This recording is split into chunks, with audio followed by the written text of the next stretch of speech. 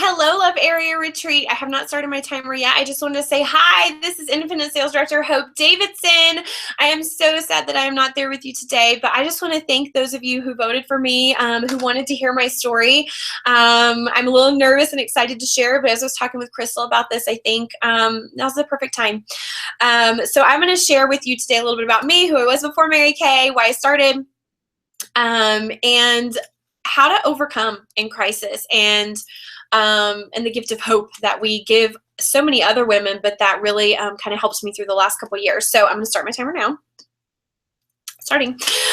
So prior to Mary Kay, I was a stay-at-home mom. I homeschooled my son, and my daughter was, when I started, she had just turned 1 year old. I have 2 children, Aiden, who is 9, and Meredith, who's almost 3. My husband is in the United States Air Force. He is a staff sergeant, and he works as an air traffic controller.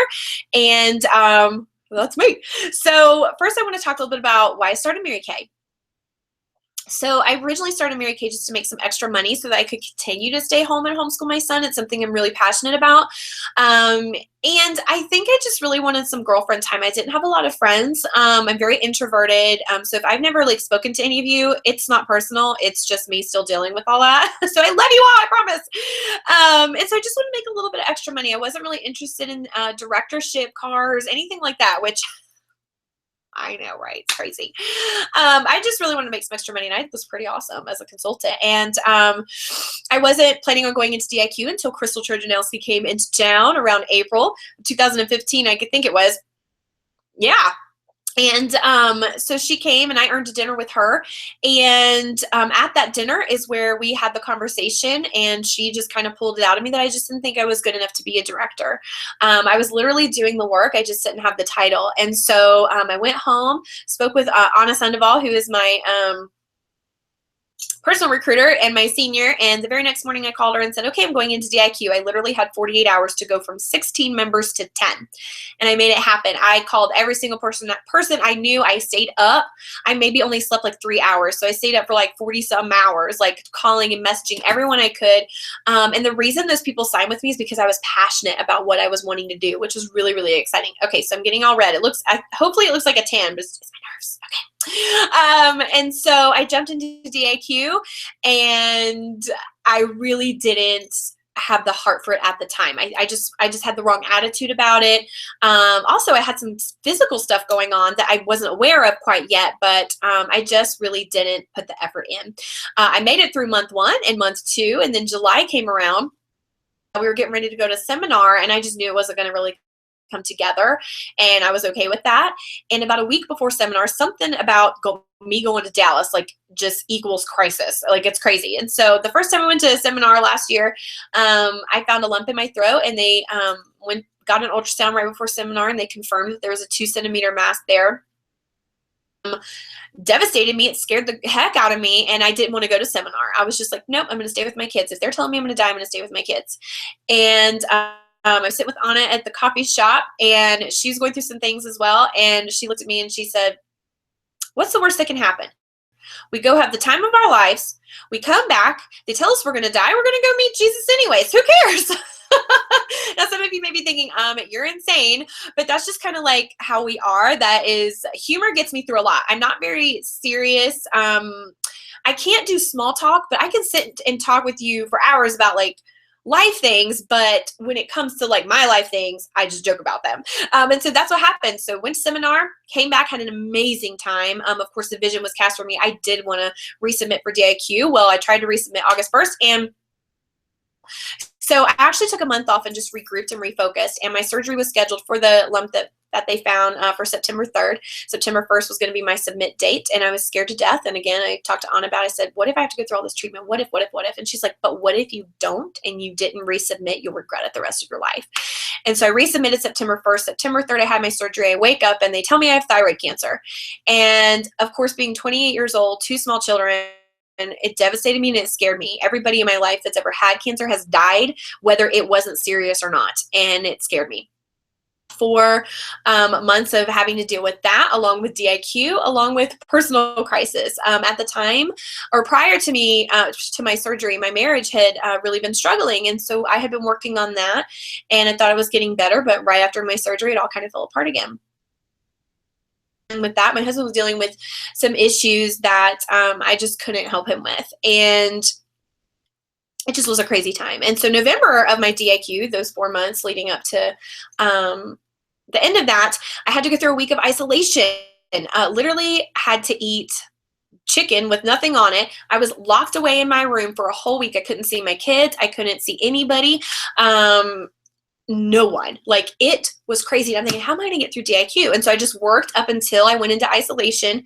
Then while I was literally locked away for 24/7, I booked, I messaged, I did everything I could. I had other people work appointments for me. And we were the #1 DIQ team that month. I mean, I was so shocked. I was like, I'm just thankful I'm freaking alive right now, like, and I'm surviving. So then December comes, we wrap up DIQ, and I was so excited. And at that time, things were just so crazy with me and my husband and our marriage. And I just remember looking at him, and he's okay that I share this.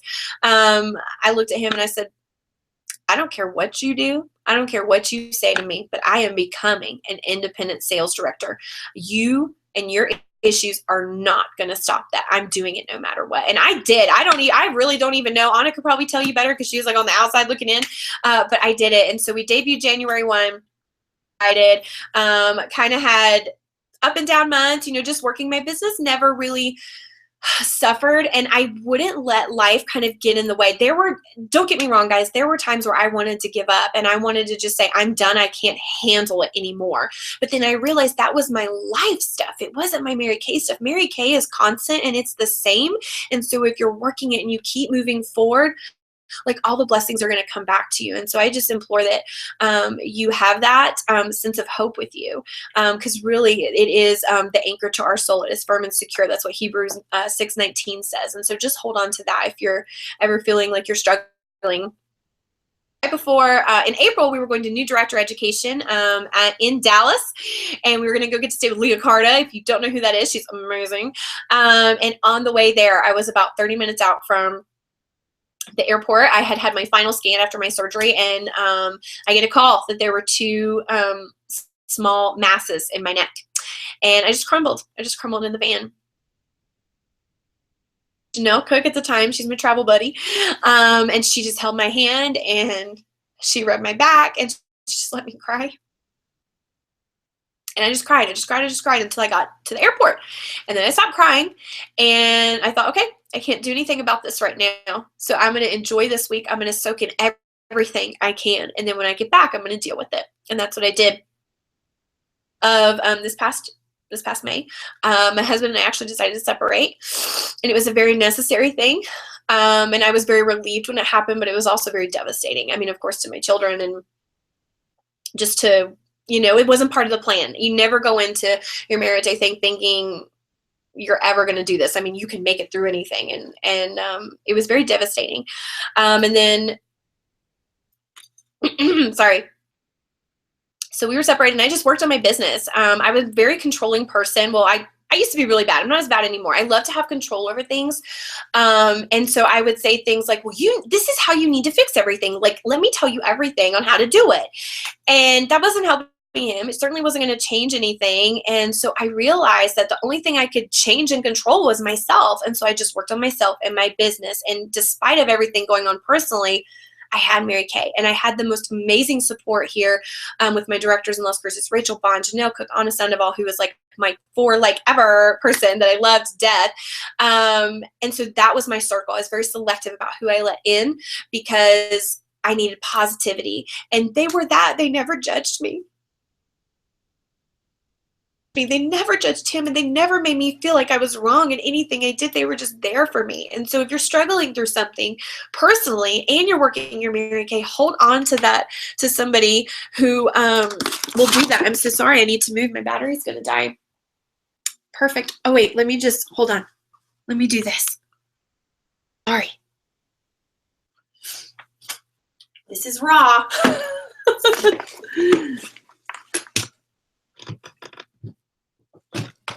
Okay, I'm going to try and not go over. So anyways, good. I can stop crying.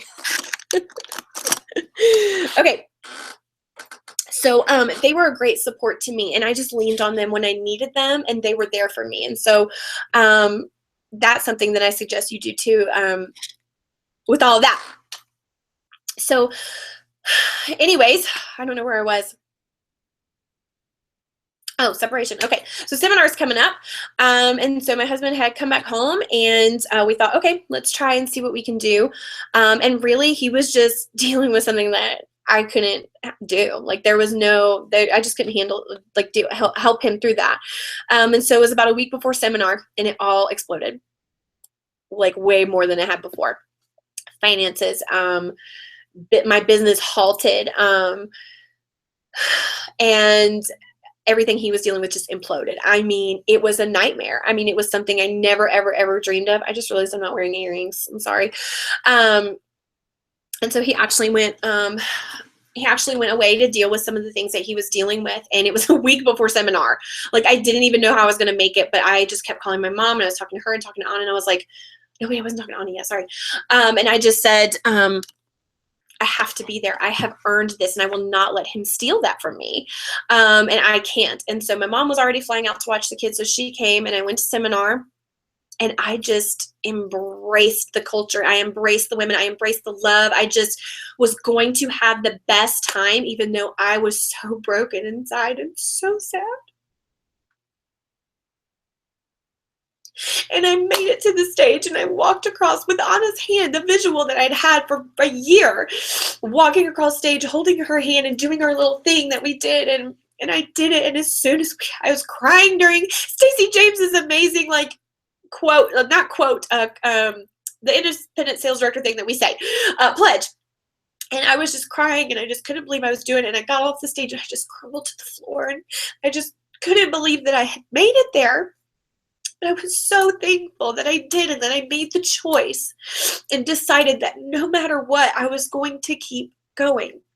Because what kept me going were these little flickers of hope. Not me, the person, I know it's really cheesy, but these little flickers of these moments of good that I held on to because most of the time it was so dark in my world, I couldn't see past it.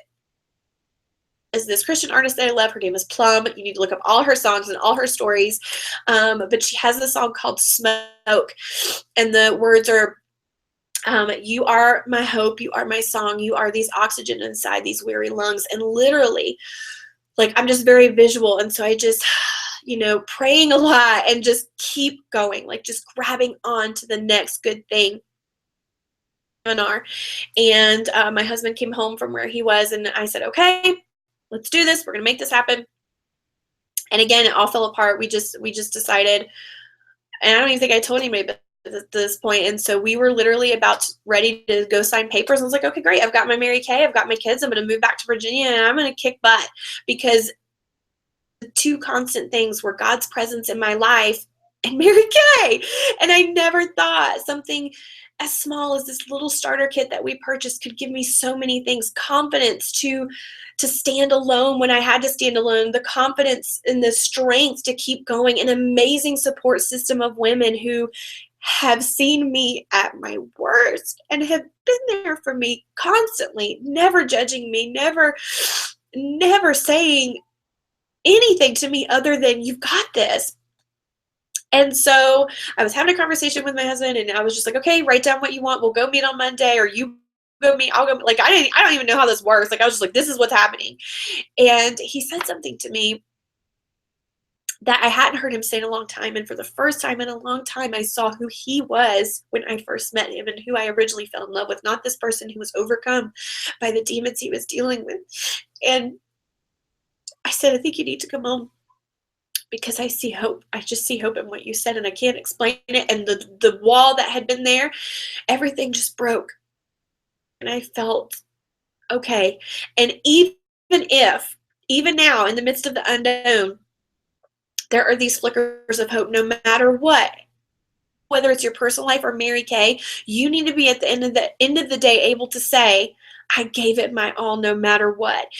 And so as we're working through things and I'm progressing in my business and having some of the greatest months ever, an anchor to my soul.